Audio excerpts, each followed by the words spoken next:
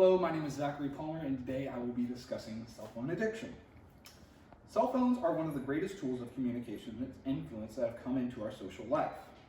In the last decade or two, cell phones have become more prevalent than any other device in history. Some could say a comparison to the light bulb. However, have we come to abuse this service and lost touch with taking care of our own opinions and personal health? Are we allowing cell phones and social media to occupy too much time in our lives? Almost every person in a first world country contains a cell phone. Many young adults and middle-aged adults, even some elderly, have some variation of a social media account. While those in older generations do not let social media influence their lives, the younger generation has grown up on these platforms and use it as a way to be influenced or influence others. I chose this topic because the generation mostly impacted by cell phone addiction is people my age, and I myself need to learn from the speech. What are some things to be discussed are what are negative effects of cell phone addiction that can have on a developing mind, and what are some strategies to combat these negative effects, as well as some simple ways to avoid cell phone addiction. To start off simply, let's look at the definition of cell phone addiction and who it impacts most. Cell phone addiction. This is sometimes referred to as a problematic mobile phone use and is a behavioral addiction thought to be similar to that of an internet, gambling, shopping, or video game addiction, and leads to severe impairment or distress in one's life. Now, who does this impact most? The people that it impacts most are people of my generation. The younger generation who use social media to influence or be influenced. Most people, middle-aged to elderly, do not suffer from cell phone addiction, but it is not uncommon. Now that some simple information has been given and been established, let's look at some basic negative effects of cell phone addiction and what has come to light in recent years. One article I came across when doing research was one by Jose Del Sola Gutierrez, Fernando Rodriguez de Fresca, and Gabriel Rubio. They are from Spain and conducted their research there. They discussed many aspects of cell phone addiction.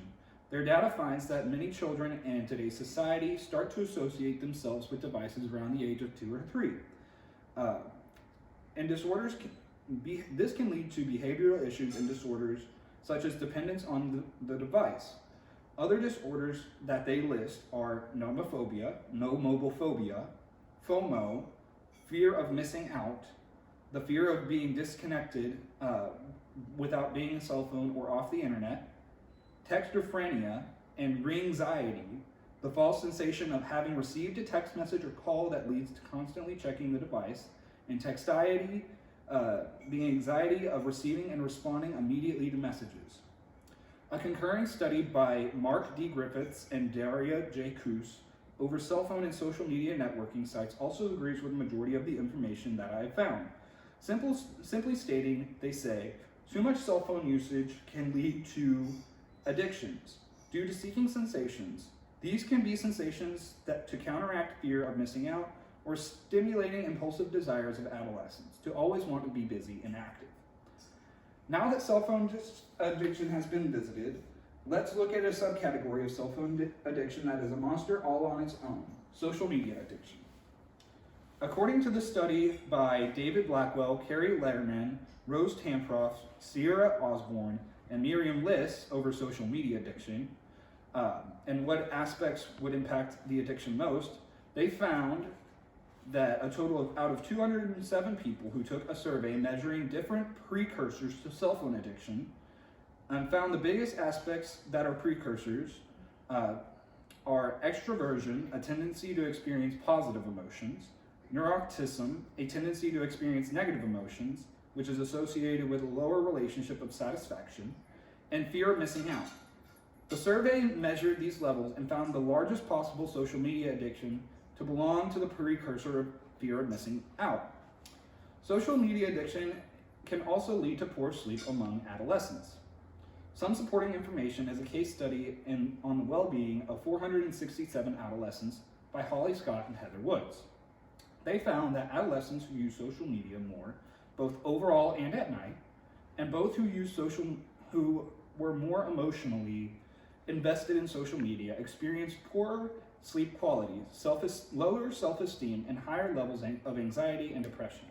Nighttime specific social media and use predicted poorer sleep quality after controlling anxiety, depression, and self-esteem.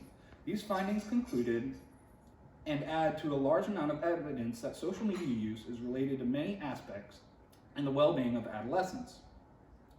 Another reference to support this statement is one by BBC News. In an article released by BBC News over heavy social media usage and poor sleep in young people, the statistic given by BBC is 1 out of 3 adolescents goes to bed after 11 p.m. and wakes up during the night frequently due to social media. Another statistic they give is that 1 in 5 adolescents uses more than 5 hours of screen time in one day.